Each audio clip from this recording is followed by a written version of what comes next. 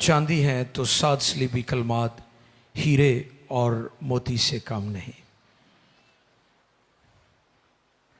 आज जब हम इस खुसूसी इबादत में इन 7 सलीबी कलमात पर गौर करने वाले हैं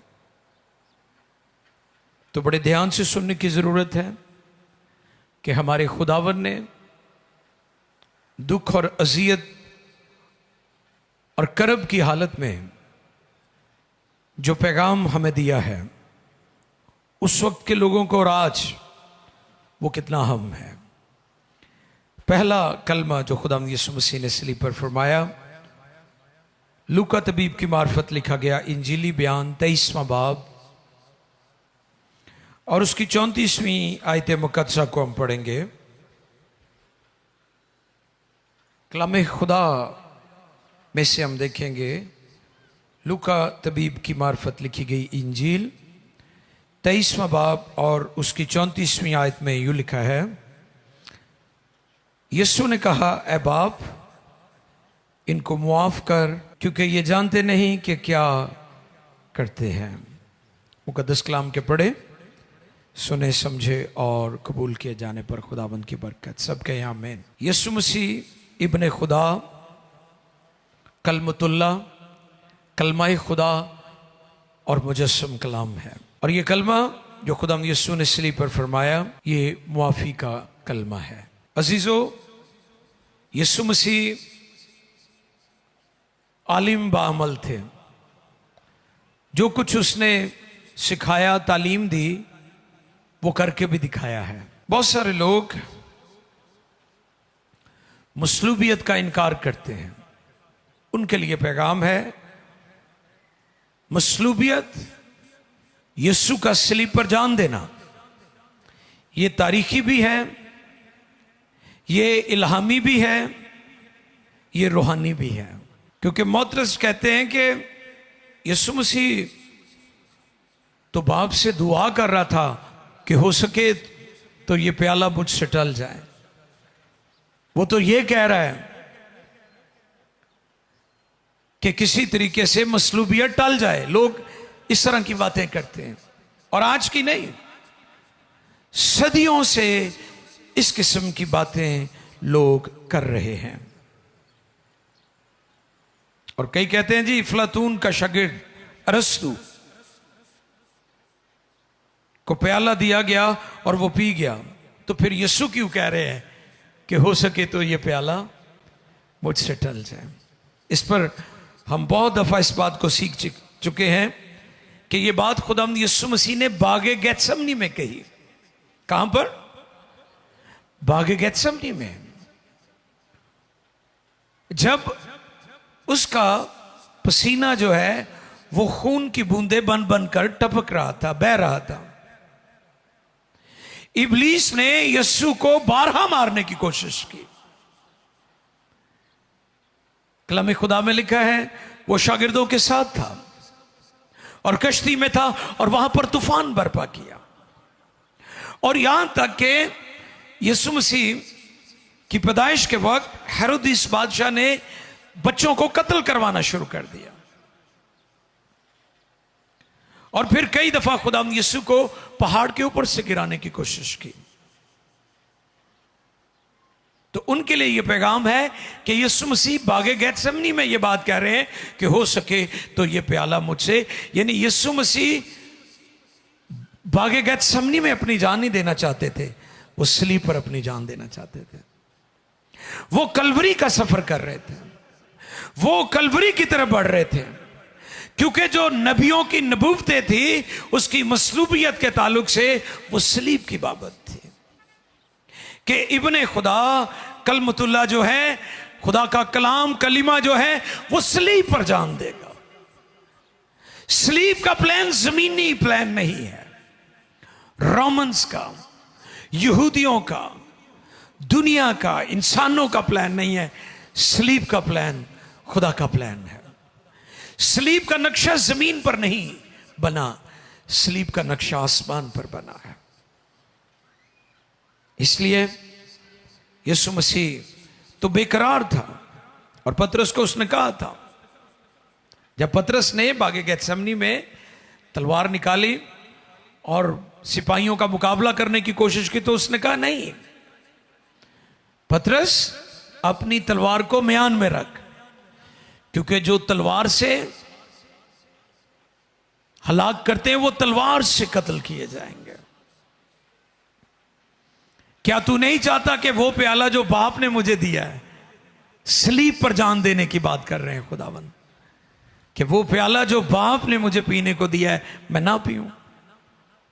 तो इसलिए यह पैगाम है कि यीशु मसीह ना तो सलीब से डरता था, ना सलीबी मौत से डरता था।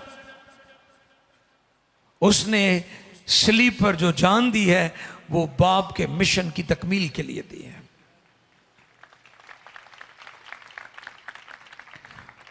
और इस कलमे के अंदर 3 बातें हैं। पहली बात, ए बाप, मुखातिब होता है वो अपने बाप से, ए बाप, ये पहला पॉइंट है, बाप से मुखातिब है, इनको माफ कर, दरखास्त कर रहा है। और तीसरी बात, दलील दी है, ये नहीं जानते, इनको पता नहीं ये क्या कर रहे हैं, इसलिए इनको माफ कर। क्यों कहा ए बाप? अगर आप इन हवालाजात को नोट कर लें तो ज्यादा अच्छा है, ताकि आप बाद में इनको पढ़ सकें।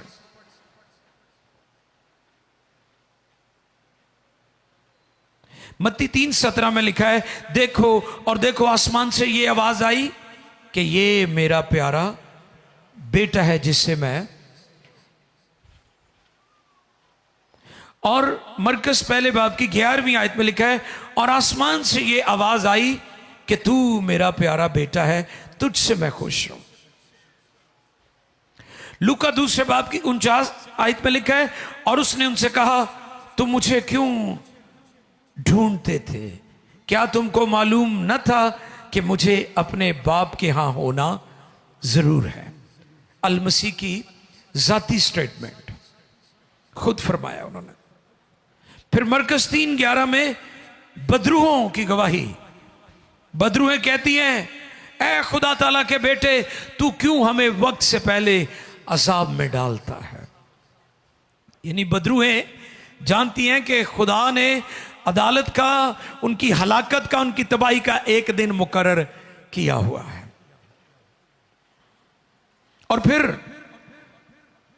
अमाल 9वें बाब की 20वीं आयत में पालूस की गवाही, वो इबादत खानों में मुनादी करता और ये गवाही देता था कि यीशु खुदा का बेटा है, इसलिए वो उसे कहता है ऐ बाप। और आप गौर करें, बेटा आखिरी लम्हे तक, मौत तक अपने बाप के ताबे रहा है। यीशु मसीह तस्लीस फिल तौहीद का दूसरा कानून, बेटा बाप यानी खुदा के ताबे रहा और मौत तक ताबे रहा। और फिर जब हम गौर करते हैं, इस कलमे का दूसरा हिस्सा है, इनको मुआफ कर। किनको? मुआफी के 3 दर्जात हैं, 3 लेवल्स हैं। एक होता है मुल्ज़म जिसके ऊपर इल्जाम हो, और दूसरा मुजरम यानी जिस पर जुर्म साबित हो जाए, और तीसरा जो जुर्म की सजा काट रहा हो यानी जेल के अंदर हो।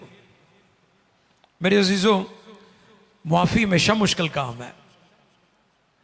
आज का इंसान सब कुछ करने के लिए तैयार है, 2 बातों के लिए तैयार नहीं है। एक, अपनी गलती खताओं को मानने और कबूल करने के लिए तैयार नहीं है, और दूसरा मुआफ करने के लिए। लोग अपने अंदर नफरत इस कदर बढ़ा लेते हैं, वो दुनिया से चले जाते हैं, कब्रिस्तानों में चले जाते हैं, लेकिन वो अपने अंदर नफरत को अपने साथ ही ले जाते हैं। और आज ये सीखने वाली बात है, मसीहों में जो सबसे बड़ी खूबी है, मसीही तालीमात की जो सबसे बड़ी खूबी है वो माफी है, वो माफी है। दुनिया कौमें अपने दुश्मनों के लिए बद्दुआएं मांगती हैं, उनकी तबाही का इंतजार करती हैं, लेकिन इंजील और बाइबल की तालीम है कि हम अपने दुश्मनों के लिए दुआ करते हैं। लिखा है तेरा दुश्मन अगर भूखा है तो उसे खाना खिला। क्या कर? खाना खिला। दुनिया और कौमों में भी नेकी का कॉन्सेप्ट है, लेकिन अहले ईमान के साथ है। वो नेकी करते हैं अहले ईमान के साथ, वो नेकी करते हैं उनके साथ जो उन पर नेकी करते हैं। जिवें न्योंदरा हुंदा है, पता कापियां हुंदियां सन पुरानियां न्योंदरे वालियां, ते जे घट देना तो उत्थे ही कहना कि भई वो पूरा करो। लैन देन लोगों ने बनाया होया है। लोग नेकी भी उनके साथ करते हैं जो उनके साथ करते हैं। हम दावत भी उनकी करते हैं जो हमारी दावत करते हैं। ते अगे असीं कहने उन्हें किहड़ा सानू कदी सद्दिया है, लेकिन इंजील ने हमें सिखाया है कि उन पर ये नेकी और मेहरबानी करो जो तुम्हें इसका अजर नहीं दे सकते। फिर खुदा को ये चीजें पसंद आती हैं।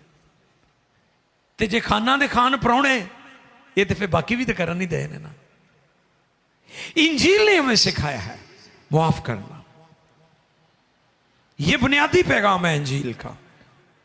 और यीशु मसीह ने ना कि मुआफी की तालीम दी, बल्कि सलीब पर जब वो दुख उठा रहे थे, अजियत में थे, जान करने की हालत में थे, तब भी वो कहते हैं ऐ बाप इनको मुआफ कर। मुआफी मुश्किल काम है। यूसुफ का हम अक्सर जिक्र करते हैं यहाँ पर कि यूसुफ एक फलदार पौधा था। वो क्यों फलदार पौधा था? क्योंकि उसको बीमार यादों से शिफा मिल गई थी और खुदा ने उसे फलदार किया था। इस कलमे का तीसरा हिस्सा है, ये जानते नहीं कि क्या करते हैं। ये दलील है, ये जानते नहीं, ला इल्मी की शफायत करते हुए कि ऐ बाप इनको माफ कर, ये जानते नहीं कि क्या करते हैं।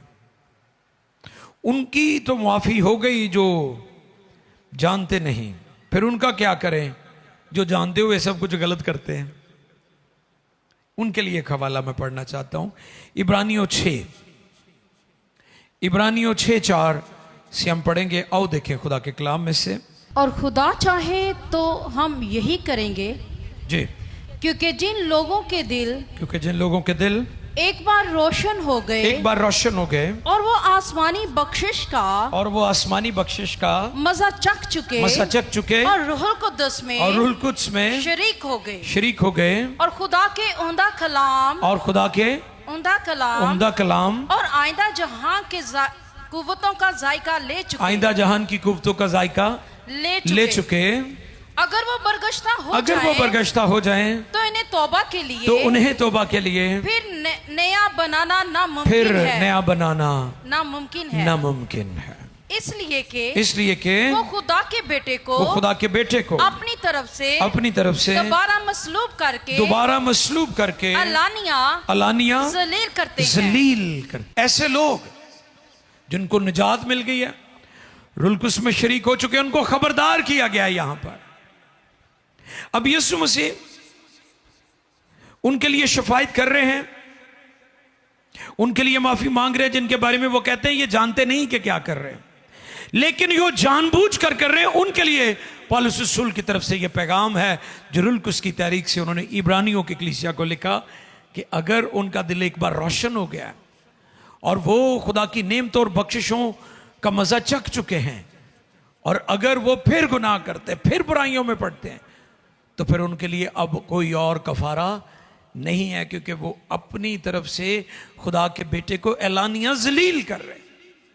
तो अजीजों, आज इस मौका पर चर्च को खबरदार होने की ज़रूरत है कि वो रास्ती और पाकीज़गी में ज़िंदगी बसर करे और यीशु मसीह की तालीमात को अपने किरदार में ले, ताकि हम दुनिया को बताएं कि हम यीशु के हैं।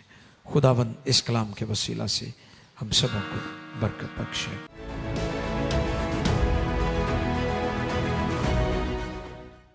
खुदावंद यीशु मसीह के अजीम और जलाली और बाबरकत नाम में आप सबों की सलामती हो।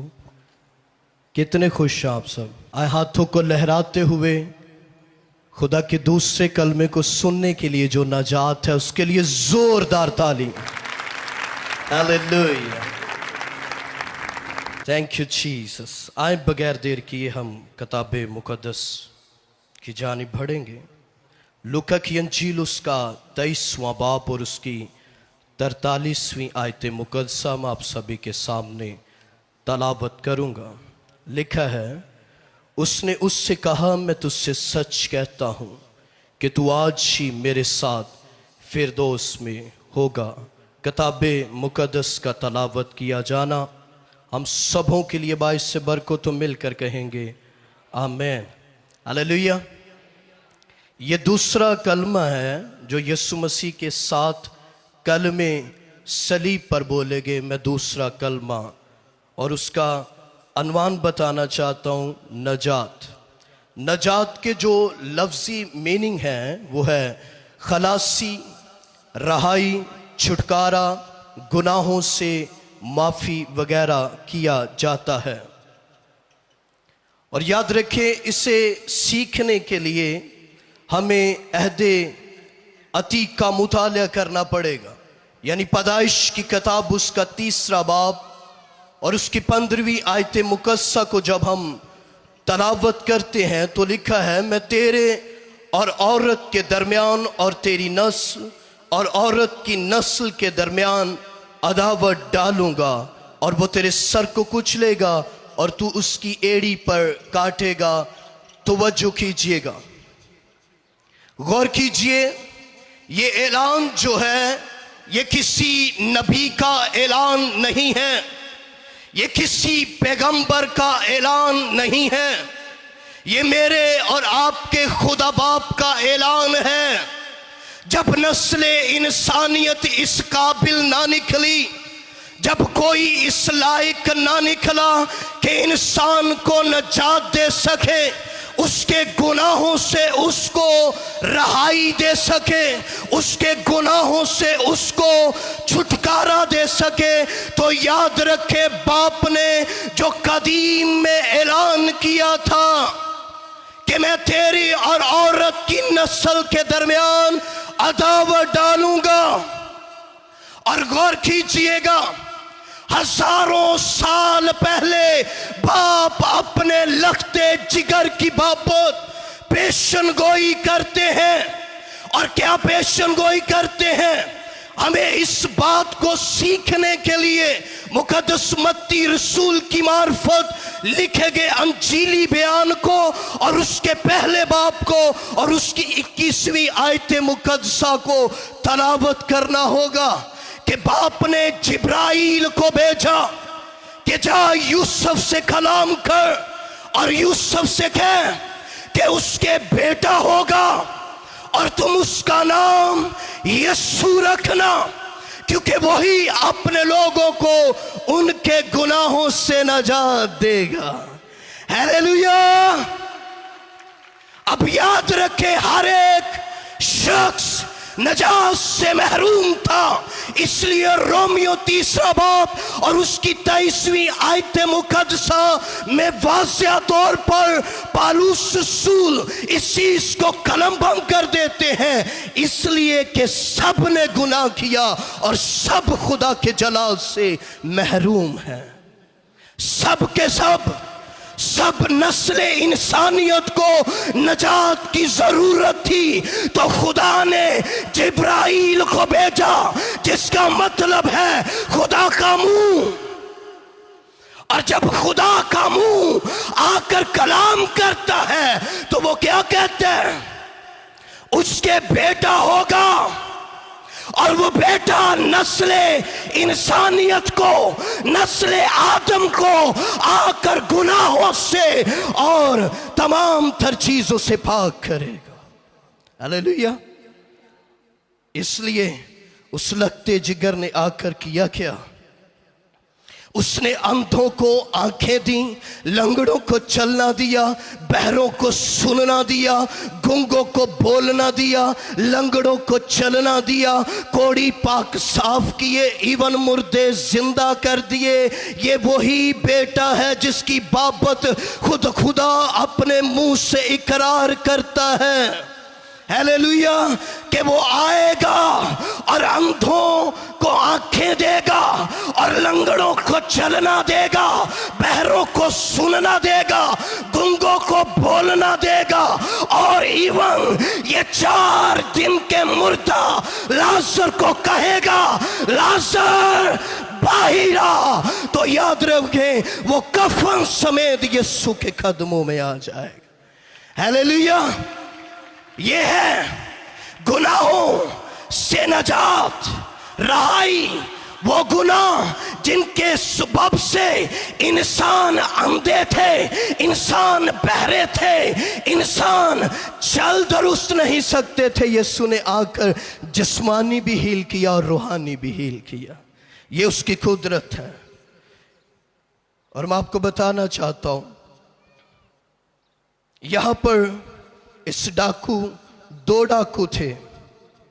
एक डाकू का इकरार जो है वो ये कहता है कि अगर तू खुदा का बेटा है तो खुद भी बच और हमें भी बचा। तो बच्चों से सुनिएगा, खुद भी बच और हमें भी बचा।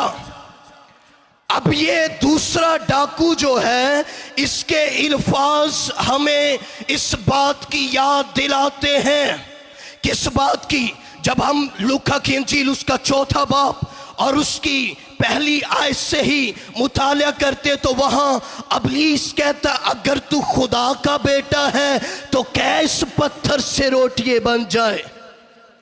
अब तवज्जो कीजिएगा कि ये बात जो है शैतान भी कह रहा है कि तू कह तो फिर मैं मानूंगा कि तू खुदा का बेटा है।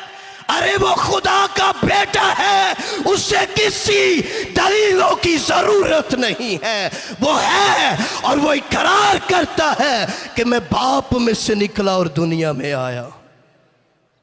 और इसलिए यीशु ने इस डाकू को कोई रिस्पॉन्स नहीं किया। और ये जो दूसरा डाकू है, इसने कहा है 41वीं आयत में कि हमारी सजा तो वाजिब है क्योंकि हम अपने कामों का बदला पा रहे हैं, लेकिन इसने कोई बेजा काम नहीं किया। और फिर उसने कहा ऐ यीशु, जब तू अपनी बादशाही में आए तो क्या करना, मुझे भी याद। हालेलुया। अब बहुत सारे लोग इस बात से डिस्टर्ब होते हैं कि जब तू अपनी बादशाही में आए, तो ये वो काम कर रहा डाकू जो यहूदियों को करना चाहिए था, जो उसको देखने के मुंतजर थे, जो बारहा जिद करते थे हम तुझे देखना चाहते हैं, और जब आया तो फिर उसका इनकार कर रहे हैं।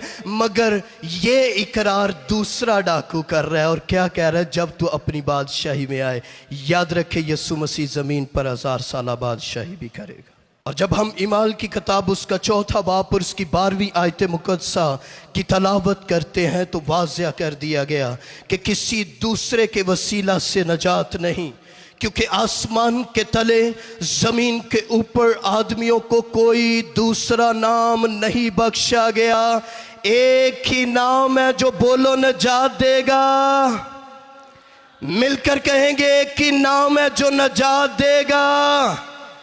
एक ही नाम है जो बदकिरदारियों से और गुनाहों से छुटकारा देगा, और वो नाम यीशु है जिसकी बाबत लिखा है वो आसमान के हो वो जमीन के हो, हर घुटना उस यीशु नाम के आगे झुक जाएगा और चारों तरफ ये सदा गूंजेगी कि यीशु मसीह खुदावंद है।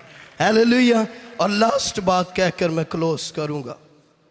यीशु ने कहा कि तू आज ही मेरे साथ फिरदौस में होगा। क्या यीशु ने ये कहा कि तू कल मेरे साथ फिरदौस में होगा, तू परसों मेरे साथ फिरदौस में होगा, तू तीसरे दिन मेरे साथ फिरदौस में होगा जब मैं मुर्दों में से जी उठूंगा? नहीं, बल्कि यीशु मसीह ने उसी वक्त कहा तू आज ही मेरे साथ फिरदौस में होगा। हालेलुया। यानी आसमान और जमीन का कुल इख्तियार मेरे और आपके मसीहा के पास है, इसलिए उसने कहा तू आज ही होगा। हालेलुया। खुदा इस दूसरे कलमे के वसीला हम सबको बड़ी बरकत दे। God bless you.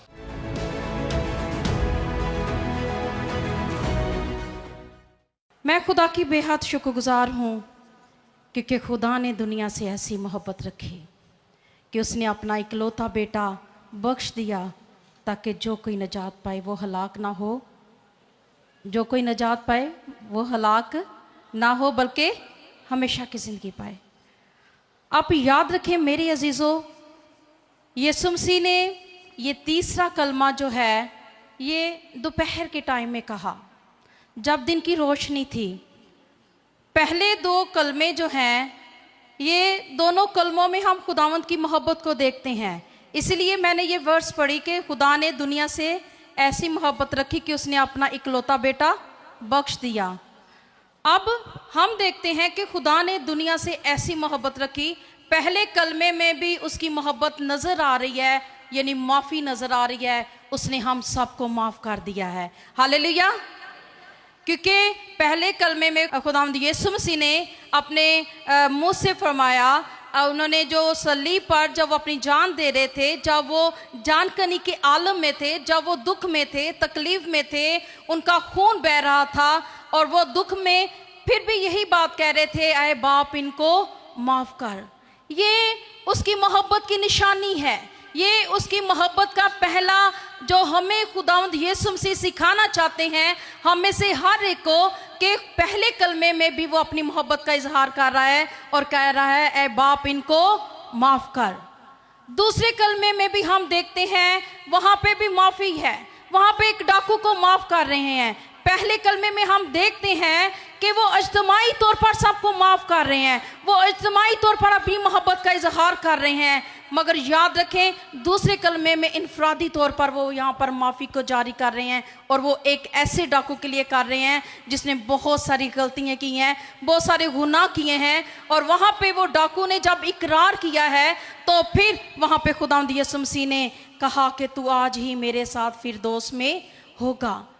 खुदा इनफरादी तौर पर भी हमें माफ़ कर रहा है, उसने इज्तिमाई तौर पर भी अपनी मोहब्बत का इजहार किया है, उसने इनफरादी तौर पर भी अपनी मोहब्बत का इजहार किया है। मगर तीसरे कलमे में हम देखते हैं कि ये जो मोहब्बत है वो अपनी माँ के साथ उसका इजहार कर रहा है। वो माँ जिसको उसकी पैदाइश के वक्त ही बता दिया गया था, जो अभी उसकी माँ के पेट में ही था, तभी फरिश्ता ने आकर पैगाम दिया कि तेरी जान जो है तलवार के साथ छेदी जाएगी, तेरा बेटा कुर्बान होगा, तेरा बेटा बहुतों के लिए अपनी जान देगा। उस माँ को वो याद था कि मुझे ये पैगाम मिला था। माँ, वो माँ जो ये कहती कि मेरे बच्चे की उम्र दराज हो, मेरा बच्चा मेरे सामने मुझे नजर आए, मगर उस माँ को उसके पैदा होने ही से पहले बता दिया गया कि तेरा बेटा बहुतों के लिए अपनी जान देगा, तेरा बेटा बहुतों के लिए खुद को पेश करेगा, खुद को कुर्बान करेगा, बहुतों के गुनाह माफ किए जाएंगे, कौमें उसके वसीला से बरकत पाएंगी। आप याद रखें वो माँ पहले ही से जानती थी कि मेरे बेटे के साथ क्या होगा। आज बहुत सारी माएँ बैठी हुई हैं यहाँ पर, आप सब इस दुख को समझ सकती हैं। आपके बच्चे को अगर थोड़ी सी तकलीफ होती है तो आप कहते हैं कि ये तकलीफ मेरी तकलीफ बन जाए, मगर उस माँ की हालत पर गौर करें जो सलीब उठाए जा रहा है और माँ उसके साथ साथ चल रही है। वो उसके दुख को देख रही है, वो उसकी तकलीफ को देख रही है, मगर वो फिर भी अपने खुदा की वफादार है और वो खुदा की विलिंग को पूरा करने के लिए उसके साथ साथ चल रही है, क्योंकि उसे पता था कि मेरे बेटे ने इसी मकसद के लिए से चुना गया है। और हम जब इस वर्ष को पढ़ते हैं, मेरे साथ निकाले यूहन्ना की अंजील उसका 19वां बाब और उसकी 26वीं और 27वीं आयत मुकद्दसा में यूं मरकूम है, यीशु ने अपनी माँ और उस शागिर्द को जिससे उसे मोहब्बत रखता था पास खड़े देखकर माँ से कहा, ए औरत देख तेरा बेटा ये है। फिर शागिर्द से कहा, देख तेरी माँ ये है, और उसी वक्त से वह शागिर्द उसे अपने घर ले गया। यीशु मसीह को 6 बार अदालत में पेश किया गया और 3 बार उसे सियासी तौर पर अदालत में पेश किया गया और 3 बार वो मजहबी तौर पर अदालत में पेश किया गया। उन्होंने बहुत कोशिश की कि यीशु मसीह पर इल्ज़ाम को साबित करें, मगर मेरा और आपका यीशु बेऐब बरा था। हालेलुया। मेरा और आपका यीशु क्या था? बेऐब बरा था। वो उस पर गुनाह साबित ना कर सके। आज भी दुनिया में, आज के वक्त भी, आज भी बहुत सारे हिस्सों में, बहुत सारे एरियाज में बहुत सारे लोग खुदावंद यीशु मसीह पर इल्जाम लगाते हैं, खुदावंद यीशु मसीह के खुदा का बेटा मानते ही नहीं है।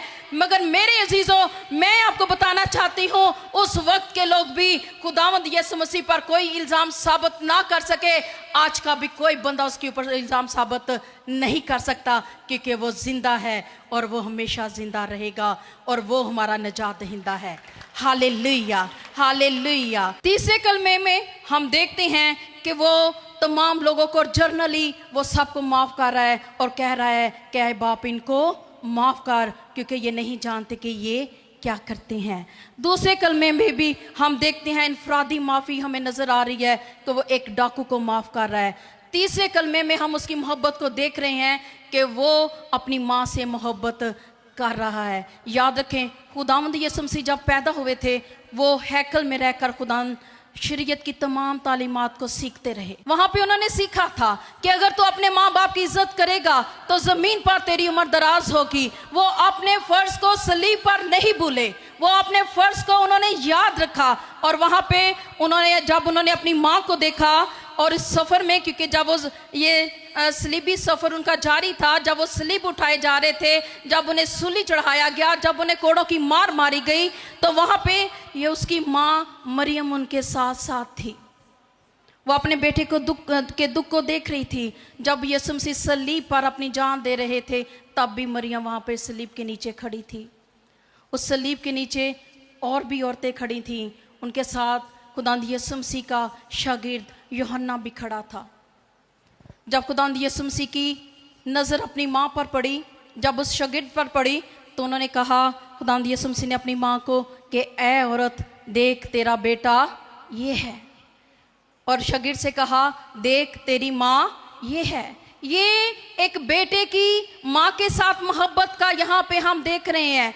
एक बेटा अपनी माँ से मोहब्बत का इजहार कर रहा है। और याद रखें मेरे अजीज़ों, जो यहूदी कानून था, जो वहाँ के रूल रेगुलेशंस थे, जो कानूनी तौर पर, जो शरई तौर पर वो सबसे बड़े बेटे को जब हिस्सा दिया जाता था, तो वो बड़े बेटे को सबसे ज़्यादा हिस्सा दिया जाता था, क्योंकि इसका मकसद ये होता था कि जब माँ बाप बूढ़े हो जाएं तो वो अपने माँ का, अपने बाप का ख्याल रख सके, उनकी देखभाल कर सकें। इसलिए सबसे बड़े बेटे को सबसे ज़्यादा हिस्सा दिया जाता था बाकी बच्चों की बनिस्बत, क्योंकि खुदावंद यीशु मसीह पलौठा बेटा था। कौन सा बेटा था? पहलौठा बेटा था। और इसीलिए खुदावंद यीशु मसीह इस बात को नहीं भूले और उन्होंने वहाँ पे अपनी मोहब्बत का इजहार किया और वहाँ पे अपनी माँ को बेटे के सुपुर्द कर दिया, वहाँ पे अपने फ़र्ज़ को भी अदा किया। आप याद रखें मेरे अजीज़ों, यीशु ने अपनी ज़िम्मेदारी को खुदा के कलाम मुक़द्दस के मुताबिक पूरा किया। खुदावंद यीशु मसीह ने अपनी ज़िम्मेदारी को किसके मुताबिक पूरा किया? कलाम मुक़द्दस के मुताबिक पूरा किया।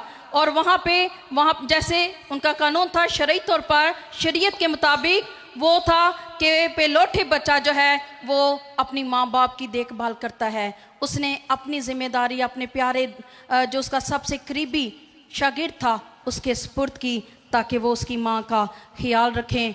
और जब तक यीशु की माँ मरियम ज़िंदा रही, वो शागिर्द उसको अपने घर में उसने आखिरी वक्त तक उसको संभाले रखा और उसकी खिदमत में मगन रखा। याद रखें, हम में से बहुत सारे नौजवान, खुदावंद यीशु मसीह आप में से हर एक के लिए एक नमूना है, एक रोल मॉडल हैं। अगर हम भी कलाम के मुताबिक अपनी ज़िंदगी को गुजारेंगे, कलाम के मुताबिक अपने फ़राइज़ को अंजाम देंगे, तो फिर हम यकीनन खुदा की नज़र में मकबूल ठहरेंगे। अगर आप मकबूल ठहरना चाहते हैं, फिर खुदा की मोहब्बत को याद रखें। खुदा ने दुनिया से ऐसी मोहब्बत रखी, उसने इनफरादी तौर पर भी माफ़ किया, उसने इज्तिमाई तौर पर भी माफ़ किया, और उसने अपनी माँ के साथ भी मोहब्बत का इजहार किया। और आप उसकी मोहब्बत को हमेशा याद रखें, उसने सलीब पर हम सब के लिए जान दी है इससे बढ़कर कोई आपसे प्यार नहीं कर सकता। कोई दोस्त किसी दोस्त के लिए अपनी जान नहीं देता। सिर्फ मेरा यीशु ही है जो आप सबके लिए जान दे सकता था और उसने दी है। मेरा और ये आपका यीशु जिंदा है, वो हमेशा जिंदा रहेगा।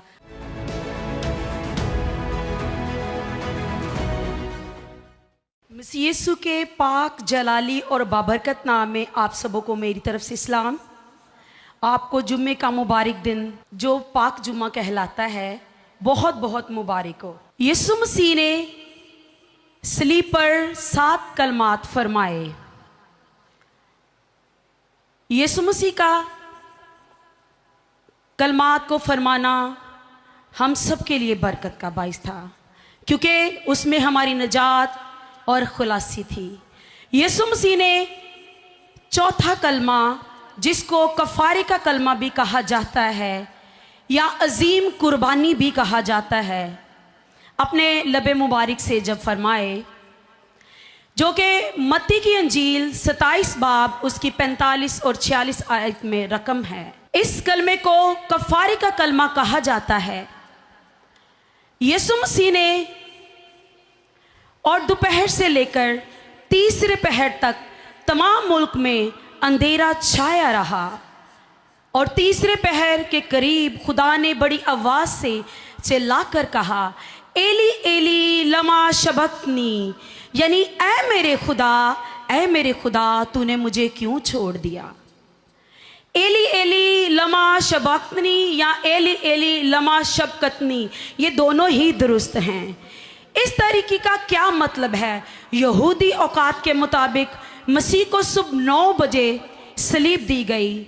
सुबह 9 बजे से लेकर 12 बजे के दरमियान यीशु मसीह के लबे मुबारक से 3 कलमात निकले।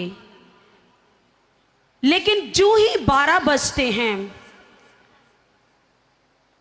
जब सूरज अपनी पूरी आबोताब में था, तो एक वाकया रूप पजीर होता है कि तमाम मुल्क में अंधेरा छा जाता है। जहां जहां भी रोशनी थी वहां तारीकी आ जाती है। इस तारीकी का रोमन तारीख में भी अपनी तसनीफ में जिक्र किया है। पिलातुस ने तिब्रियास को खत लिखकर इन हालात व वाक़यात की रिपोर्ट दी। इस वाक़े से पहले खुदा ने सूरज को थमा दिया था, जिसका जिक्र यशवा 10 बाब, दूसरा सलातीन उसका 20 बाब और उसकी 11 आयत में लिखा है कि खुदा ने सूरज को पीछे लौटा दिया। खरूज 10 बाब उसकी 21 आयत में लिखा है, जब खुदा ने मिस्रियों पर आफत भेजी तब भी सूरज तारीक हो गया। पतरस ने अमाल की किताब में 2 बाब और 20वीं आयत योएल नबी का जिक्र करते हुए लिखा है कि सूरज तारीक और चांद खून हो जाएगा जब खुदावंद वापस आएगा। खुदा जब चाहे सूरज को थमा सकता है और उसे तारीक कर सकता है ताकि वो अपनी मर्जी को पूरा कर सके। कुछ लोगों का कहना था कि बादल और खाक सूरज को छुपा दिया था और बहुत तेज तूफानी हवाओं के सबब से गर्द और खाक फिजा में बिखर गई थी, जिसके सबब से सूरज तारीक हो गया। और कुछ लोगों ने ऐसा भी कहा कि बहुत गहरे बादल थे जिन्होंने सूरज के आगे आकर सूरज को ढांप दिया। लेकिन मेरे अजीज, लूका की अंजील में लिखा है, उसका 23 बाब उसकी 45 आयत में लिखा है कि सूरज तारीक हो गया था, उसकी रोशनी जाती रही थी। वो लफ्ज़ एक्लिपो इस्तेमाल करता है, जिसका मतलब है ख़त्म हो जाना, फेल हो जाना। इसी से लफ्ज़ निकला है एक्लिपस। याद रखिए, ये तो ना खाक थी और ना ही सूरज ग्रहण। तकनीकी लिहाज से सूरज ग्रहण लग भी नहीं सकता था, क्योंकि ये ईद फसा का दिन था और हर महीने का आगाज चांद की पहली तारीख को होता है और ईद फसा महीने के दरमियान में आती है। तो इस तौर पर ईद फसा के दौरान जो सूरज था और चांद जो था वो पूरे दिनों का था, इसलिए ज़मीन चांद और सूरज के दरमियान में थी और तकनीकी लिहाज से चांद ग्रहण और सूरज ग्रहण लग ही नहीं सकता था, क्योंकि ये बात नामुमकिन थी कि सूरज ग्रहण लगे। तारीकी जो है वो खुदा के गज़ब को जाहिर करती है। मुदर्जा ज़ैल हवाला जात में हम खुदा ने तारीकी को जाहिर किया है। यसाया 5 बाब, 13 बाब और 60 बाब, योएल 2 और 3 बाब खुदा के गज़ब को तारीकी के साथ जोड़ा गया है। तारीकी जो कि अदालत का निशान है, यहाँ सलीब पर गुनाहों की अदालत हो रही है और ये वो गुनाह हैं जो मेरे और आपके हैं, जो यीशु मसीह पर ला दिए गए हैं। इसलिए यीशु मसीह पिछले 6 घंटों से कर्म में मुब्तला हैं। उसके हाथों में कील और पाँव में कील ठोके गए जिससे खून जारी है। उसकी पसली में भाला मारा गया है जिसे पानी और खून बे वक्त निकला। और फिर याद रखिए, यीशु मसीह के सर पर जो कांटों का ताज था, उसके सर से खून बह रहा है और उसकी पीठ पर कोड़ों की वजह से जो रेगारियां बनी हुई थी उसमें भी खून जारी था। लेकिन याद रखिए, यीशु अल मसीह जो कफ़ारे का काम कर रहा है वो गुनाह से मुबर्रा था, उसमें कोई छल या गुनाह नहीं था। वो गुनाह मेरे और आपके थे जो उस पर लाद दिए गए थे और वो मेरे और आपके गुनाहों के लिए ये दुख और दर्द बर्दाश्त कर रहा था। जिस्मानी तकलीफ तो बहुत ज्यादा थी क्योंकि एक पलटन उसके मुंह पर थूकने वाली थी और उसका मजाक उड़ाया जा रहा था, लान तान की जा रही थी। याद रखिए, ये लान तान, ये कोड़ों की मार, ये कांटों का ताज मेरा और आपका था जो मेरा मसीहा सलीब पर बर्दाश्त कर रहा था ताकि मेरी कौम और नस्ल इंसानी बच जाए।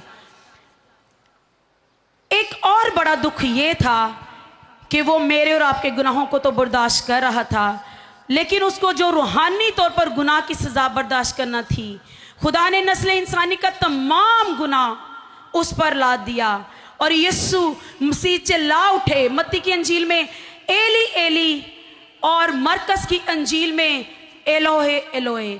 इसका मतलब है कि ऐ मेरे खुदा तूने मुझे क्यों छोड़ दिया। एली एली का मतलब भी वही है जो मत्ती में लिखा हुआ है और मरकुस की अंजील में एलोए एलोए। इसका मतलब भी यही है कि ऐ मेरे खुदा तूने मुझे क्यों छोड़ दिया। एली एली जो है वो इब्रानी जुबान में लिखा हुआ है और एलोए एलोए ये इरामी जुबान का है जो कि उस वक्त यीशु अल मसीह भी बोलते थे। कुछ लोगों ने इतराज़ किया कि ये शायद इन लोगों ने गलत इसमें रकम कर दिया है कि मत्ती में कुछ लिखा है और मरकस में, लेकिन याद रखिए एली एली और एलोए एलोए का मतलब है ऐ मेरे खुदा तूने मुझे क्यों छोड़ दिया। यीशु अल मसीह ने ये अल्फाज इस जो दोहराए हैं, ये ज़बूर 20 उसकी पहली आयत के हैं कि ऐ मेरे खुदा तूने मुझे क्यों छोड़ दिया। यीशु अल मसीह, हम देखते हैं कि बाइबल मुकद्दस में यीशु अल मसीह ने खुदा को बाप कहकर पुकारा है, लेकिन ये पहली बार है कि उसने खुदावंद से कहा ऐ मेरे खुदा तूने मुझे क्यों छोड़ दिया। इसकी वजह यह है कि वो तारीकी जो मेरी और आपकी थी, गुनाहों के सबब से वो खुदावंद यीशु अल मसीह पर ला दी गई और यीशु अल मसीह पर जब हमारे गुनाह ला दिए गए तो हबकूक की किताब में लिखा है कि उसकी आंखें ऐसी पाक हैं कि वो बदी को देख नहीं सकता। मेरे अजीजों, मेरे और आपके गुनाहों की अदालत हो रही है क्योंकि तारीकी जो है वो अदालत का निशान है और यीशु अल मसीह पर खुदा ने मेरे और आपके गुनाह जब लाद दिए तो खुदा ने अपना चेहरा उससे छुपा लिया। और एक बात और है, इसका मतलब ये हरगिज़ नहीं कि खुदावंद का रिश्ता जो खुदा के साथ था वो टूट गया, बल्कि इसका मतलब ये है कि खुदावंद की जो यीशु अल मसीह की रफ़ाकत है वो कुछ देर के लिए खुदावंद से कट ऑफ हुई थी। इसका मतलब ये नहीं था कि उसका ताल्लुक उससे ख़त्म हो गया, उसका ताल्लुक उसी के साथ वैसा ही था, क्योंकि अदालत का तकाजा था, गुनाहों की माफ़ी हमारे लिए की जा रही थी। इसलिए खुदा ने अपने मुंह को उससे रुपोश कर लिया ताकि अदालत का काम पूरा हो।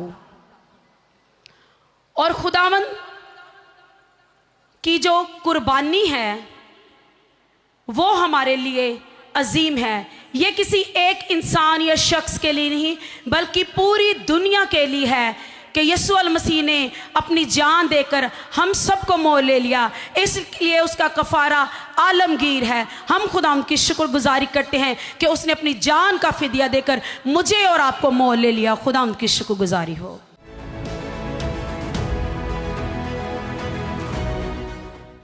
पांचवा कलमा जो खुदावंद यीशु अल मसीह ने सलीब पर उन्होंने कहा, मैं प्यासा हूँ। इसका जिक्र हमें यूहन्ना के अंजील उसका 19वां बाब 28वीं आयत मुबारका में मिलता है। मैं आपके लिए इस वर्स को पढ़ूंगा। इसके बाद जब यीशु ने जान लिया कि अब सब बातें तमाम हुई ताकि नविश्ता पूरा हो, तो कहा, मैं प्यासा हूँ।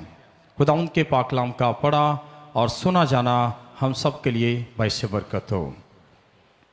मेरे अजीजों, मैं प्यासा हूँ, ये मुख्तसर अल्फाज अपने अंदर समुंदर छुपाए हुए हैं।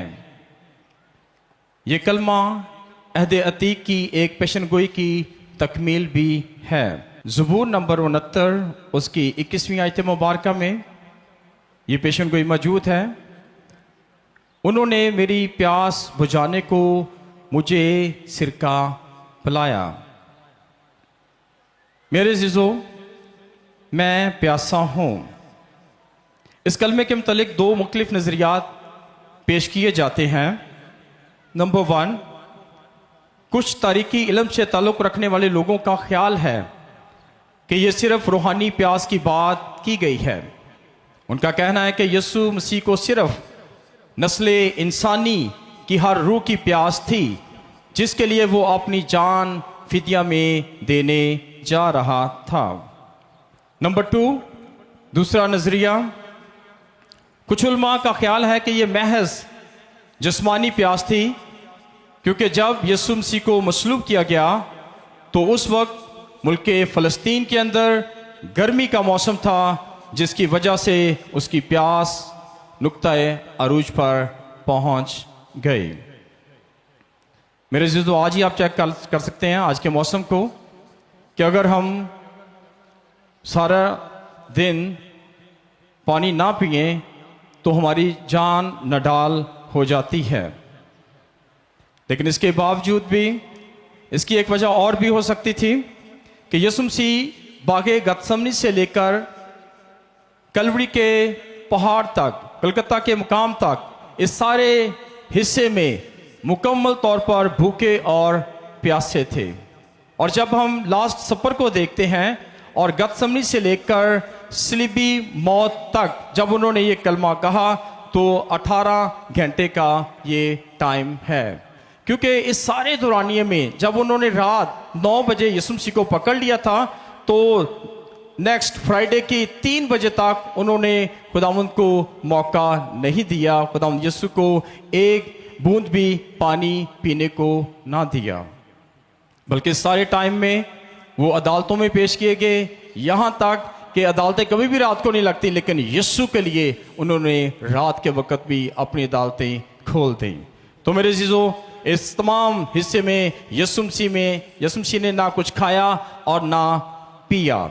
एक टाइम उन्होंने पत मिली मैं पिलाने की कोशिश की, लेकिन यीशु मसीह ने इनकार किया, क्योंकि पत मिली मैं के मुतालिक है कि वो जख्मी को उस वक्त दी जाती थी जो पेन किलर का काम करती थी। लेकिन यीशु मसीह ने इसलिए इनकार किया कि यीशु मसीह पेन किलर लेकर या इस तरह की कोई पत मिली मैं लेकर वो अपने दुखों को और अपनी मुसीबत को और अपने दर्द को कम करना नहीं चाहते थे, बल्कि वो पूरी पेन के साथ, पूरे दुखों के साथ और पूरी अजियत के साथ हमारे लिए अपनी जान देना चाहते थे। तो मेरे अजीजों, प्यास की अहमियत के हवाले से हम देखते हैं, इसके 3 पॉइंट हैं। प्यास की अहमियत, कोई उस अमीर आदमी से पूछे जो आलम अरवां से बाप इब्राहिम से इल्तिजा करता है कि अपनी उंगली का सिरा भगो कर मेरी जुबान को तर किया जाए, जिसका जिक्र हमें लुका 16:24 में मिलता है। इसी तौर पे ज़बूर 42 उसकी पहली आयत मुबारका में, या फिर हरनी से जो अपनी जान मुश्किल में डालकर पानी के नालों तक पहुंचती है ताकि अपनी प्यास बुझा सके। नंबर 3, या फिर सारा की मिस्री लौंडी हाजरा से जो बियाबान में अपने लगते जिगर को पानी ना मिलने पर मरने के लिए छोड़ देती है। मेरे अजीजों, प्यास नहायत एक कर्बनाक हिस्सा होता है। पानी के बगैर हम सरवाइव नहीं कर पाते, लेकिन खुदावंद ने 18 घंटे तक ये भी हमारे लिए बर्दाश्त किया। लेकिन मेरे अजीजों, यहाँ पर एक ऐसी हस्ती प्यासी है जो समुद्रों, दरियाओं, पानी के चश्मों की मालिक है, जिसने समुद्रों को बनाया, दरियाओं को बनाया, पानी के चश्मों को कायम किया, जिसने पत्थर की चट्टान बनकर इस्राएल की प्यास बुझाई, जिसने सामरिया के अंदर याकूब के कुएं पर एक औरत से कहा, मैं तुझे जिंदगी का पानी पिलाऊंगा ताकि तू आइंदा को प्यासी ना रहे। तो मेरे अजीजों, ही हैज, उसने कहा, आई एम थर्स्टी। अगर वो चाहता तो आसमान से फरिश्तों को बुला सकता था ताकि उसे पानी मुहैया किया जाए, लेकिन उसने ऐसा नहीं किया। तो मेरे अजीजों, उसने अपनी जान के आखिरी लम्हात में भी उस अजियत और मुश्किल में भी अहद अतीक की उन पेशगोइयों का लिहाज रखा। सो ज़रूर है कि हम भी अपनी ज़िंदगी में खुदावंद के कलाम की सच्चाइयों को और अपनी ज़िंदगी में लिहाज रखें, और जैसे खुदावंद यीशु एज ए भींगा कामिल बशर होते हुए उन्होंने अपनी जान दी और प्यास को महसूस किया, और जैसा कि स्टार्ट में हमने इस बात को सीखा था कि वो रूहानी तौर पे भी प्यासे थे, तो आज भी वो इस इंतज़ार में हैं ताकि लोग बचें, ज़िंदगी पाएं और निजात पाएं। हालेलुया।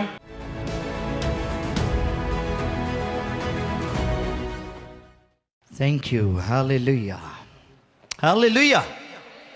अफसुर्दा हैं आप सारे। अफसुर्दगी क्यों है, पूछ सकता हूं मैं? Why you guys are sad and looking so faint? चेहरे उतरे हुए हैं, उदासी है, कुछ हुआ है? हाँ जी, कुछ हुआ था। हालेलुया, कुछ हुआ था लेकिन कब्र खाली है। He is not there, he is reason। वो जी उठा है और खुदा बाप के किबरिया की दानी तरफ बैठा है, तो फिर उदासी किस बात की? आखिरी कलमा जो यीशु मसीह ने कहा, आज सुबह जब मैं दुआ कर रहा था और इस कलाम को तैयार कर रहा था, तो जो उन्वान खुदा बाप ने मुझे दिया वो था जलाली और फतहमंद पुकार, ग्लोरियस एंड विक्टोरियस क्राई। जलाली और फतहमंद पुकार। और क्या थी वो पुकार? इट इज फिनिश्ड, तमाम हुआ। क्या कहा यीशु मसीह ने? तमाम हुआ। आप सबके चेहरों की अफसुर्दगी तमाम हुई, आपके दिलों के अंदर जो वसवसे मौजूद थे वो तमाम हुए। हालेलुया।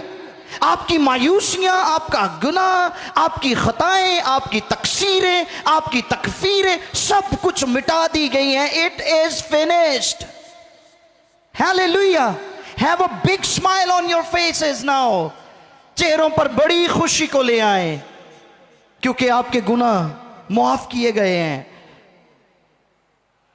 जॉन 19:30, यूहन्ना 19:30, क्या लिखा है यहां पर?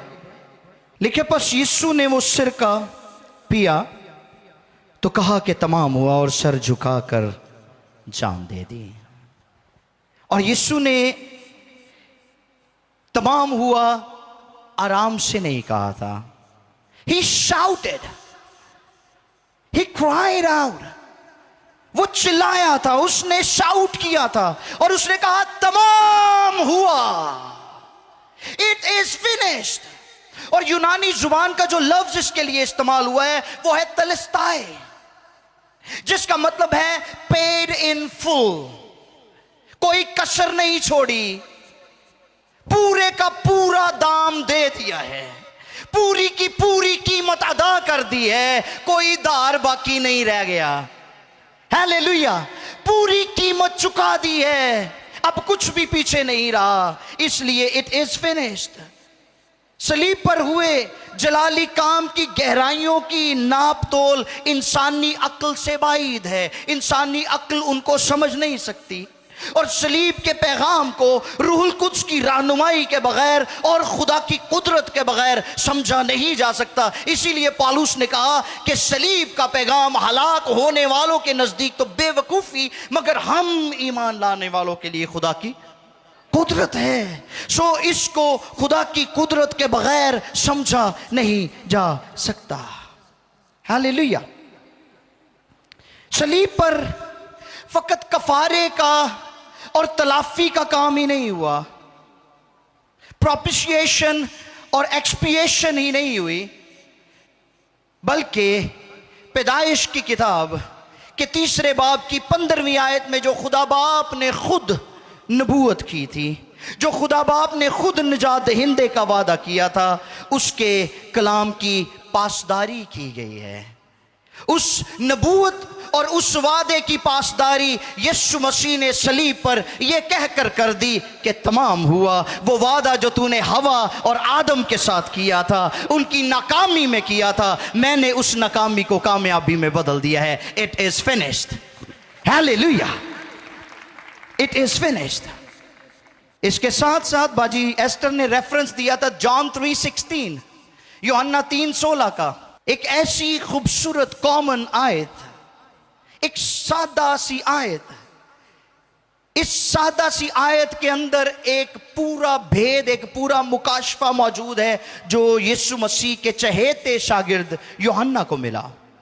और यह खुदा बाप के अंदर की बात थी जो यूहन्ना के अंदर डाली गई, और उसने लिख दिया और उसने कहा खुदा ने दुनिया से ऐसी मोहब्बत रखी कि उसने अपना इकलौता बेटा बख्श दिया ताकि जो कोई उस पर ईमान लाए हलाक ना हो बल्कि हमेशा की जिंदगी पाए। सो पहले 3 कलमात में खुदावंद यीशु ने दुनिया और इंसानों के साथ खुदा बाप की मोहब्बत को अमली जामा पहनाया है।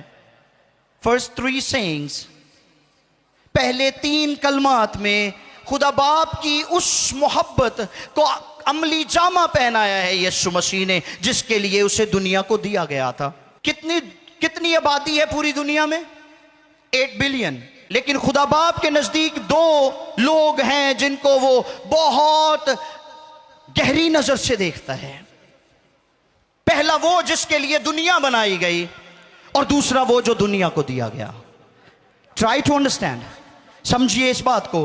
पहला वो जिसके लिए ये दुनिया बनाई गई, यानी आदम, पहला आदम, और दूसरा वो जिसे दुनिया को दे दिया गया, यानी दूसरा आदम। पहला नाकाम चेहरा है, दूसरे ने उस काम को कर दिखाया है जिसके लिए उसे असाइन किया गया था, अपॉइंट किया गया था, इनकारनेट किया गया था। उसकी इनकारनेशन के बाइस वो इस दुनिया में रहा और उसने खुदा बाप की मोहब्बत को अमली जामा पहनाया। राइट? कहता है बाप इनको माफ कर। क्यों? क्योंकि तूने दुनिया से ऐसी मोहब्बत रखी कि मुझे दे दिया, तो मैं इनको सजा क्यों कर दे दूं? How come? मैं कैसे इनको सजा दे दूं? इसलिए तूने इनसे मोहब्बत रखी है, मेरी मोहब्बत यह है कि तू इनको माफ कर दे। और यीशु मसीह की मोहब्बत के लिए जो यूनानी जुबान का लफ्ज इस्तेमाल हुआ है वो है फिला, जिसका मतलब है किसी दूसरे के लिए अपनी जान दे देना। और यीशु ने ऐसा करके दिखाया है। उसने अपनी जान दूसरों की खातिर दी है, यानी फिला मोहब्बत करके दिखाई है। खुदा बाप की मोहब्बत के लिए जो यूनानी जुबान का लफ्ज इस्तेमाल हुआ है वो है अगापे। व्हाट? बोलिए सरे। अगापे, जिसका मतलब है अनकंडीशनल लव, गैर मशरूत मोहब्बत। और यीशु मसीह की मोहब्बत के लिए जो यूनानी लफ्ज है वो है फिला, यानी ऐसी मोहब्बत जिसमें कोई शख्स दूसरे के लिए अपनी जान दे दे। एंड ही डिड इट, और उसने ऐसा किया है। राइट? इंसान के साथ मोहब्बत को जताया है उसने, इनको माफ कर दे क्योंकि मैं दरमियानी हूं, मैं दरमियानी हूं। फिर कहता है आज तू मेरे साथ फिरदौस में होगा। क्यों? क्योंकि मेरे बाप ने तुझसे मोहब्बत की है, मेरे बाप ने दुनिया से मोहब्बत की है, और उस मोहब्बत में मैं तुझे ना सिर्फ माफी देता हूं बल्कि मैं तुझे अपने साथ फिरदौस में होने का हक भी देता हूं। हालेलुया। प्रोपिशिएशन एंड एक्सपिएशन, कफारा और तलाफी, दोनों चीजें साथ साथ चलती रही हैं। नंबर 3 कहता है ए औरत देखिए तेरा बेटा है, और उसको कहता है ये तेरी मां है, क्योंकि मेरे बाप ने दुनिया से मोहब्बत रखी है तो मैं किस तरह से रिश्तों नातों को इग्नोर कर सकता हूं। I am not ignorant at all. मैं नजरअंदाज नहीं कर सकता क्योंकि मेरे बाप की मोहब्बत ही ऐसी है, और उस मोहब्बत में उसने ये किया है। अब ये 3 कलमे थे जिनमें उसने बाप की मोहब्बत को अमली जामा पहनाया, और अगले जो 4 कलमे थे वो थे एक्सपिएशन के, प्रोपिशिएशन के, कफारे के और तलाफी के, जिनमें यीशु ने कफारे और तलाफी के काम को पूरा किया। अगेन जॉन 3:16 की तरफ आते हैं। बोलिए मेरे साथ, खुदा ने दुनिया से ऐसी मोहब्बत रखी कि उसने अपना इकलौता बेटा बख्श दिया। वेट अ मिनट, उसने अपना बेटा बख्श दिया। क्या किया? उसने अपना बेटा बख्श दिया। और बख्श जो है ये बख्शिश लफ्ज से मखूज हुआ है, जिसका मतलब है तोहफा। क्या मतलब है इसका? अ गिफ्ट, तोहफा। और यूनानी जुबान में इसके लिए जो लफ्ज इस्तेमाल हुआ है वो है डोरिया। क्या? डोरिया, जिसका मतलब है अ गिफ्ट। खुदा बाप ने दुनिया को एक तोहफा दिया। क्या दिया? दुनिया को एक तोहफा दिया। क्रिसमस पे मैंने एक पैगाम दिया था कि नजात खुदा बाप की तरफ से इलाही तोहफा है, अगर किसी को याद हो। अच्छा, पता है तोहफा जब किसी को दिया जाता है या जब किसी से लिया जाता है तो क्या पॉसिबल है कि आप एक तोहफा खरीदे और यूं ही जाकर आप किसी को थमा दें कि जी ये मैं आपके लिए लेके आया हूं? ऐसे होता है? बताएं जरा मुझे, ऐसे होता है? नहीं। क्या करते हैं आप? You wrap it so well, आप उसको बहुत अच्छे से रैप करते हैं, और फिर आपकी कोशिश होती है कि जो तोहफा मैं किसी को देने के लिए जा रहा हूं या किसी को तोहफा देने के लिए जा रही हूं, उसके ऊपर जो रैपिंग शीट है वो भी बहुत एक्सपेंसिव, अच्छे वाली होनी चाहिए। राइट? तोहफे के प्रोटोकॉल्स भी होते हैं, तो वो प्रोटोकॉल्स पूरे किए बगैर आप किसी को तोहफा दे नहीं सकते। क्या दे सकते हैं? You can not.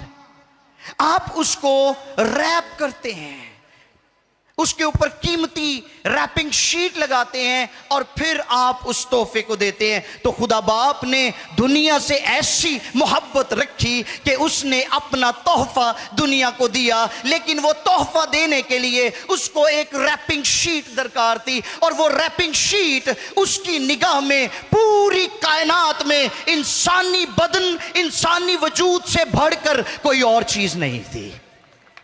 राइट?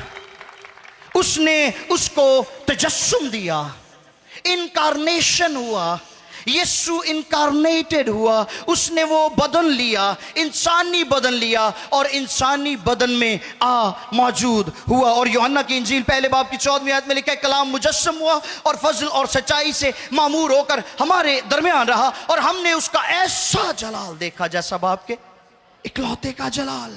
अब जब किसी शख्स को तोहफा दिया जाता है, हम बैक टू द गिफ्ट, जब किसी को तोहफा दिया जाता है तो वो शख्स जो तोहफा रिसीव करता है वो इस बात को मलहूज़े खातिर नहीं रखता कि इस तोहफे के ऊपर रैपिंग शीट कितनी नायाब, कितनी कीमती, कितनी एक्सपेंसिव होगी। उसकी जो उसका कोर इंटेंशन होता है, उसकी जो दिल की जो ख्वाहिश होती है, उसका जो इरादा होता है वो ये होता है कि मैं फटाफट इस रैपिंग शीट को यहां से हटाऊं और इसके अंदर जो तोहफा छुपा हुआ है मैं उसको फटाफट देख लूं। अब आप जरा गौर कीजिए, यीशु मसीह नासरी जो जुमेरात की शाम को पकड़ा गया, उसको मारा गया, उस पर थूका गया, उसके कांटों पर, उसके सर पे कांटों का ताज रखा गया, उसको विप किया गया, उसके कोड़े लगाए गए, उसकी पसली छेदी गई,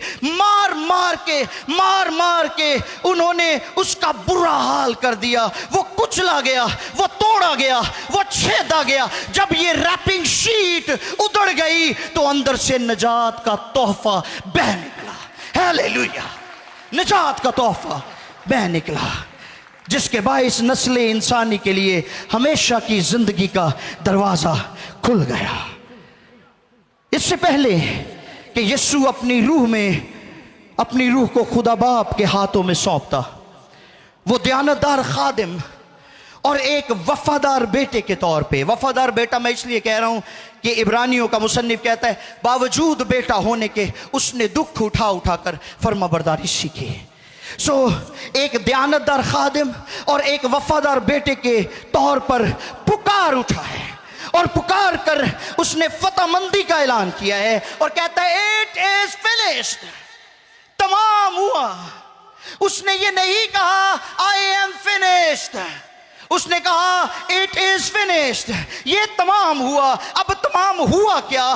तमाम वादे और नबूवतें पूरी हुई, कुर्बानियों का सिलसिला तमाम हुआ, शरीयत के हुक्मों की दस्तावेज तमाम हुई, खुदा के इंसाफ के तकाजे पूरे हुए, गुनाह, शैतान और मौत पर फतह का काम पूरा हुआ, अहद की तौसीक का काम पूरा हुआ और रूहुल कुद्स के नज़ूल का काम पूरा हुआ। Hallelujah, this is what was completed. ये था वो काम जो पूरा हुआ। सो हमें शुक्रगुजारी करनी है, चेहरे अफसुर्दे ना बनाकर, अफसुर्दा चेहरे ना बनाए, मायूस ना हो। उसने बाप के काम को पूरा कर दिया है, उसने आपकी निजात के काम को पूरा कर दिया है। वो जिंदगी का दरख्त जिस पर पहरा लगा था वो पहरा हटा दिया यीशु ने। उसने कहा तमाम हुआ। अब वो जिंदगी का दरख्त आपका मुंतज़िर है ताकि आप उसमें से खाएं और हमेशा जिंदा रहें। आइए सरों को झुकाएं, आंखों को बंद करेंगे।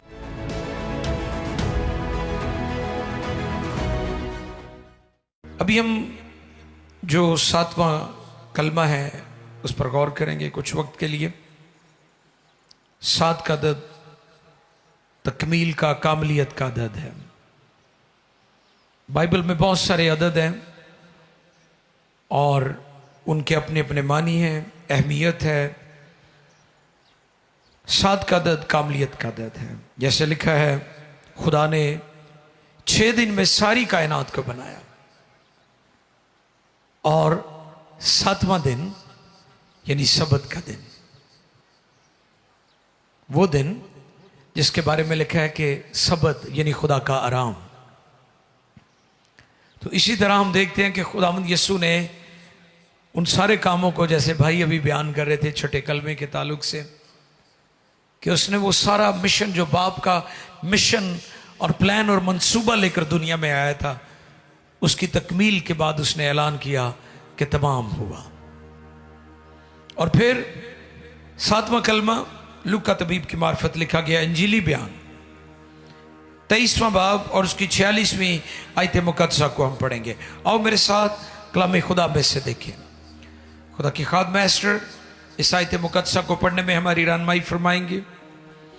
आप सभी निकालें लूका तबीब की मार्फत लिखा गया अंजीली बयान। यह आखिरी कलमा होगा आज की इस इबादत में, 7वां कलमा। और ध्यान से सुने, लूका 23:46 पढ़ेंगे जी। फिर यीशु ने बड़ी आवाज से पुकार कर फिर कहा, यीशु ने बड़ी आवाज से पुकार कर कहा, ऐ बाप, मैं अपनी रूह तेरे हाथों में सौंपता हूं। और ये कहकर दम दे दिया। मुकद्दस कलाम के पढ़े, सुने, समझे और कबूल किए जाने पर खुदा उनकी बरकत। ऐ बाप, पहले कलमे में भी खुदा यीशु ने कहा, ऐ बाप तू इनको माफ कर। यह बड़ी गौर तलब बात है। जो मसलूबियत के इनकारी है उनको यह मेरा पैगाम है। जो ये कहते हैं कि यीशु की जगह किसी सिपाही को सलीब दे दी गई या उसका कोई हम शक्ल था, तो उनके लिए मेरा यह पैगाम है कि कोई सिपाही या यीशु का हम शक्ल आसमानी खुदा को बाप नहीं कह सकता। यह बेटा था जिसने कहा, ऐ बाप इनको माफ कर।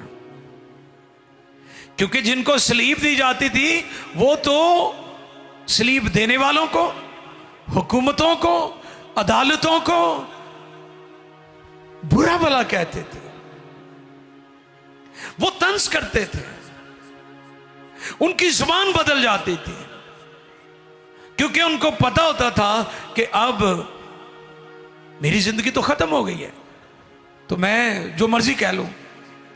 लेकिन यीशु मसीह क्योंकि सलीब पर थे, खुदा का कलमा वो सलीब पर कहता है, ऐ बाप। पहले कलमे में भी उसने कहा और 7वें कलमे में भी उसने कहा, ऐ बाप। ये बाप और बेटे के अजली रिश्ते को पेश करता है। यीशु मसीह कंवारी से पैदा हुआ, यह बहुत बड़ा मौजज़ा है। लेकिन हम यीशु को इसलिए खुदा का बेटा कहते हैं क्योंकि वो अजली और अबदी बेटा है। वो खुदा का अजली और अबदी बेटा है। ये अजली और अबदी रिश्ता है। इसलिए वो 7वें कलमे में कहता है, ऐ बाप। आप याद रखें, यीशु को कोई नहीं मार सकता था, क्योंकि यीशु ने खुद फरमाया था कि मुझे अपनी जान दे देने और उसे फिर ले लेने का इख्तियार है। कोई मेरी जान मुझसे छीन नहीं सकता। और यह 7वां कलमा इस बात की शहादत है कि उसने अपनी रूह बाप के खुद सुपुर्द की है। ऐ बाप। और हैरानी की बात है, इतनी अजियत, इतने जख्म, कोड़ों की मार, भूख और प्यास, सलीबी मौत के बारे में रात को भी मैं बता रहा था कि सलीबी मौत नफ्सियाती तौर पर अजियतनाक होती थी। नफ्सियाती तौर पर शख्स इतनी अजियत में से गुजरता था, बयान नहीं किया जा सकता। यीशु ने सलीबी मौत मेरी और आपकी खातिर गवारा की। फिर ये मुआशरती तौर पर, फिर ये कानूनी तौर पर, फिर ये शरई तौर पर, और फिर ये बदनी तौर पर बहुत ज्यादा अजियतनाक होती थी। लेकिन उसके बावजूद वो बुलंद आवाज से कह रहा है, बड़ी आवाज से, हालेलुया। ये उसकी अलूहियत को पेश कर रहा है, ये उसकी इलाही जात को पेश कर रहा है कि वो इलाही जात है। आपको पता है, जब यीशु को वो पकड़ने के लिए आते हैं तो पूरी तैयारी के साथ आए थे, बहुत सारे सिपाही फौजी थे साथ। और जब बागे गेत्सेमनी में पहुंचते हैं तो यीशु ने खुद ही उनसे पूछ लिया, किसको ढूंढ रहे हो? उन्होंने कहा यीशु को। उसने कहा मैं हूं, आई एम द ग्रेटर, मैं जो हूं सो हूं। लिखा है वो सब पीछे को गिर गए। किसने गिराया उनको? क्योंकि यीशु मसीह इलाही जात है। उसने वहां पर साबित किया है कि तुम मुझे पकड़ नहीं सकते, लेकिन ये जो कुछ हो रहा है ये मेरे बाप की मर्जी से हो रहा है। और जब बाप की मर्जी को उसने पूरा कर दिया तो फिर 7वें कलमे में हम सीखते हैं कि उसने क्या किया। और देखें वो फरमाता है 46वीं आयत में यूं लिखा है, फिर यीशु ने बड़ी आवाज से फिर यीशु ने बड़ी आवाज से पुकार कर कहा, ऐ बाप, मैं अपनी रूह तेरे हाथों में सौंपता हूं। और ये कहकर दम दे दिया। दुनिया में 3 बातों के बारे में लोग नहीं जानते हैं, और वो कौन कौन सी हैं? नंबर 1 कि आप कब मरेंगे, पता किसी को? नहीं पता। दूसरी बात, आप कहां मरेंगे, पता है आपको? क्योंकि ये दुश्मन है, मौत जो है एक दुश्मन है। ये किसी के हालात का, ये किसी की उम्र का, ये जगह का बिल्कुल लिहाज नहीं रखती। ये जहां चाहती है, जिधर चाहती है, जब चाहती है, ये दबोच लेती है। अक्सर आप सोशल मीडिया पर देखते होंगे जिन लोगों को हार्ट अटैक होता है, कोई एक्सरसाइज कर रहा है, वहां पर गिर गया, उसकी डेथ हो गई। कोई ड्राइव कर रहा है, ऐसे ही गिर गया। कोई प्रोफेसर है, पढ़ा रहा है, वो वहां पर गिर गया और मर गया। ये ऐसा दुश्मन है। लेकिन सुन लीजिए, यीशु की पैदाइश जो है उसके बारे में भी पता था। मरियम को पता था कि मेरे यहां कौन से बच्चे की विलादत होने वाली है। ये बातें मेरे यीशु को अजीम तर बना देती हैं। दुनिया में जितनी आप देख लें, जितनी पैदाइशें हुई हैं, किसी को नहीं पता था कि फलां बच्चा पैदा होने वाला है। लेकिन मरियम को पता था कि मेरे घर में कौन पैदा होने वाला है, क्योंकि फरिश्ते ने बता दिया था। तो मौत के ताल्लुक से मैं आपको बताना चाहता हूं 3 बातें। कब मरूंगा, कहां मरूंगा और कैसे मरूंगा। यीशु ने अपनी मौत के ताल्लुक से, सलीबी मौत के ताल्लुक से, दुखों के ताल्लुक से 12 अनाजील के अंदर मिलता है। उसने कहा जरूर है कि इब्ने आदम बहुत दुख उठाए और फकीयों और फरीसियों के हाथों जुल्म उठाए और मसलूब किया जाए और तीसरे दिन मुर्दों में से जी उठे। उसे अपनी पैदाइश का भी पता है, उसे अपने मरने का भी पता है, उसे अपने जी उठने का भी पता है। और ये सिर्फ यीशु है, कोई और नहीं है, कोई और नहीं है, ये सिर्फ यीशु है। और दुनिया में बहुत सारी अमवात हुई हैं, दुनिया में बड़ी बड़ी अजीम हस्तियां आई और दुनिया से चली गई। लेकिन कलाम फरमाता है कि जब यीशु ने चिल्लाकर जान दी तो बड़ा भूचाल आया। कभी देखा है आपने कि किसी की मौत वाकई हुई है, कोई शख्स मर गया है, यहां तक कि वो बड़ी अजीम हस्ती हो, कोई पाक हस्ती हो, और उसकी मौत पर जलजले आए, या कोई ऐसी हस्ती, इसकी मिसाल तो मिलेगी नहीं कि कोई और हस्ती मुर्दों में से जी उठी हो। जब उसकी मौत हुई तब भी भूचाल आए, और जब वो मुर्दों में से जिंदा हुआ तो उस वक्त भी बड़ा भूचाल आया था। इसलिए कलाम फरमाता है कि वो अजीब अजीब है, यूनिक है, मुनफरद है, लासानी है, बेमिसाल है। इसलिए तो जो एंटी क्राइस्ट है, एंटी मूसा क्यों नहीं है, वो एंटी यिर्मयाह क्यों नहीं है, या कोई और बड़ी अजीम हस्ती जो बाइबल की है उसके साथ क्यों नहीं है, वो एंटी क्राइस्ट क्यों है? मसीह क्यों बनना चाहते हैं? झूठे मसीह भी दुनिया में आए और आना चाहते हैं, और देखेंगे आप आएंगे और दुनिया को गुमराह करने की कोशिश करेंगे, क्योंकि मेरे यीशु जैसा कोई और है नहीं। यीशु जिंदा है, इसलिए वो निजात दहिंदा है। मेरे यीशु जैसा कोई और नहीं है। बड़ी आवाज, जानकनी की हालत, मगर आवाज बुलंद है। ये उसकी अथॉरिटी को बयान कर रहा है, ये उसके इख्तियार को बयान कर रहा है कि वो कादरे मुतलिक है। और वो क्या कहता है? मैं अपनी रूह तेरे हाथों में सौंपता हूं। किसी ने छीनी नहीं है यीशु की जान, उसने खुद अपनी रूह बाप के हाथों में सौंपी है। दुनिया को जान लेने की जरूरत है, यीशु मौत से नहीं डरता था, यीशु सलीब से नहीं डरता था, बल्कि उसने अपनी रूह बाप के सुपुर्द खुद की है। ऐ बाप, और बड़ी बुलंद आवाज के साथ, बड़ी अथॉरिटी और इख्तियार के साथ कि ऐ बाप, मैं अपनी रूह तेरे हाथों में सौंपता हूं। अजीजों, आओ शुक्रगुजारी करें।